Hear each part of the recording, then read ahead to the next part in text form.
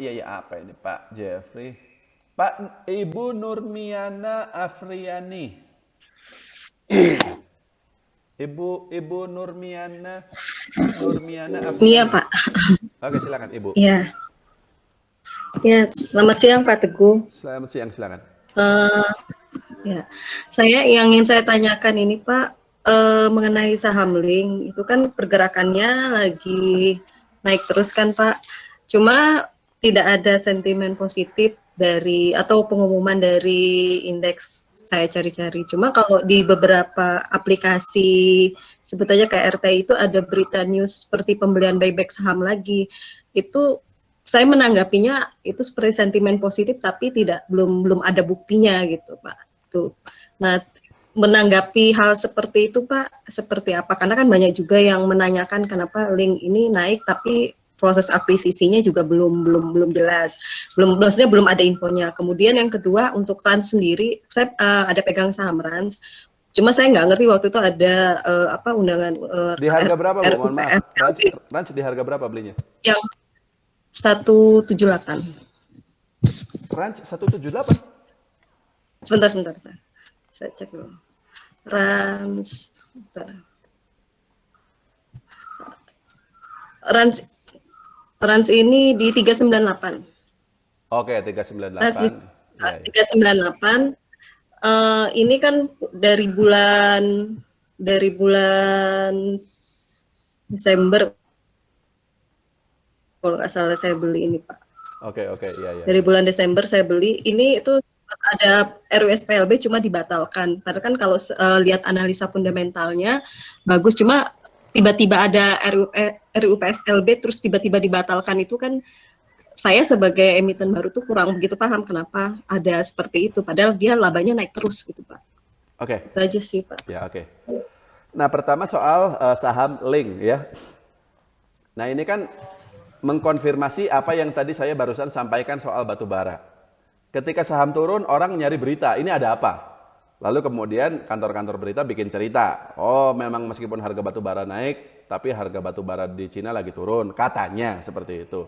Nah sekarang ketika Link naik, ya sama, orang nyari berita juga, ini kenapa kok dia naik? Lalu ada cerita buyback ya, Ibu Afriani bisa baca di RTI itu. Cerita itu selalu muncul belakangan, Bu. Tapi saya bisa katakan begini, Link ini fundamentalnya bagus. Fundamental dia bagus. Sejak awal valuasi dia memang tidak murah-murah banget juga ya, PBV dia itu nggak 0, sih. 1, berapa gitu. Tapi barangnya bagus, ROE-nya 20%, prospeknya juga bagus sebagai perusahaan internet provider. Jadi dia nggak sama seperti saham-saham lain yang sebenarnya kinerjanya kita nggak tahu apakah bakal bagus atau jelek. Dia kinerjanya bagus, si Link ini. Nah, dan yang bikin dia semakin menarik adalah adanya kemungkinan perusahaan akan dijual pada harga Rp4.000 per saham. Kalau pemegang mayoritasnya jual di harga segitu, ya biasanya harga sahamnya bisa naik sampai segitu. Link kan sekarang masih 2.800-an, jadi potensi upside-nya lumayan tuh kalau dia beneran sampai naik sampai 4.000. Saya sendiri masih ada pegang di harga 2.100 berapa dan masih saya hold. Cuman begini, kalau Bapak Ibu perhatikan, Link ini dia agak ketinggalan loh dibanding saham-saham lain yang juga pada terbang-terbang sejak bulan November kemarin. Iya kan? Konstruksi itu udah naik berapa ratus persen coba? Ya. Lalu batu bara juga sama, udah naik 100% lebih. Lalu ya saham-saham nikel, saham-saham segala macam banyak yang pada terbang-terbang itu. Link fundamentalnya bagus, tapi kalau dia naik sampai 3.000 saja, maka dari posisi terendahnya di bulan November kemarin di 2.100, berarti naiknya baru 45%, belum nyampe 100% belum. Jadi dia naiknya pelan-pelan sebenarnya relatif seperti itu. Nah, jadi kenapa dia naik? Sebenarnya wajar karena dia sebenarnya naiknya belum terlalu tinggi. Dan karena memang fundamentalnya bagus. Bukan karena ada cerita-cerita tertentu. Kalau misalnya nanti akuisisinya benar dilakukan dan dia naik terus sampai 4.000, itu saya anggap itu bonus.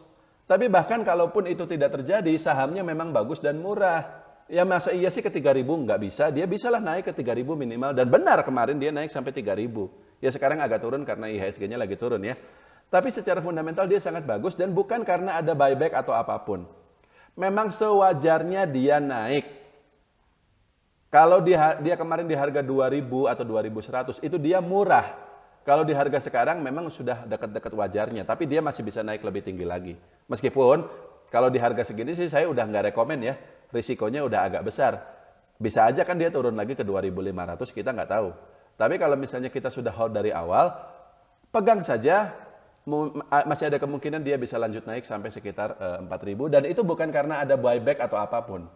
Itu berita itu nongol karena ibu mencari beritanya. Kalau ibu diam aja nggak nyari, ya nggak ada beritanya gitu loh. Dan saya tidak pernah nyari berita. Kalau ada apa-apa ya saya diam aja. Jadi mau ada cerita ini saya nggak tahu, biarin aja. Nah, lalu soal RUPSLB Ranch. RUPS itu kan ada dua macam Bapak Ibu sekalian ya. RUPS tahunan dan satunya lagi RUPS luar biasa.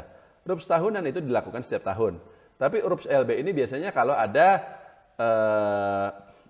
perusahaan berencana melakukan apa gitu ya, aksi korporasi atau misalnya pergantian direksi atau hal-hal yang sifatnya penting yang tidak dilakukan perusahaan setiap hari, yang hanya dilakukan saat itu saja dan butuh persetujuan pemegang saham.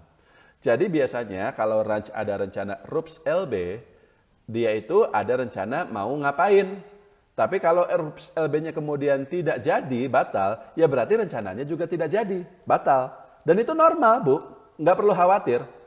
Nggak perlu khawatir. Itu sering terjadi pada perusahaan-perusahaan yang lain juga. Dan untungnya saya bisa katakan ranch termasuk yang bagus ya. Kalau Ibu pegang pada harga di bawah 400 itu juga udah enak sekali. Ya meskipun naiknya juga pelan-pelan ya. Memang value investing itu capeknya di situ sih, sabarnya itu gitu loh. Naik tuh pelan gitu ya. Tapi kalau turun juga ya nggak akan auto reject lah, enggak lah. Barang bagus kok gitu. Seperti itu. Tapi masalah RUPS LB-nya nggak ada masalah Bu. Ya, kurang lebih seperti itu.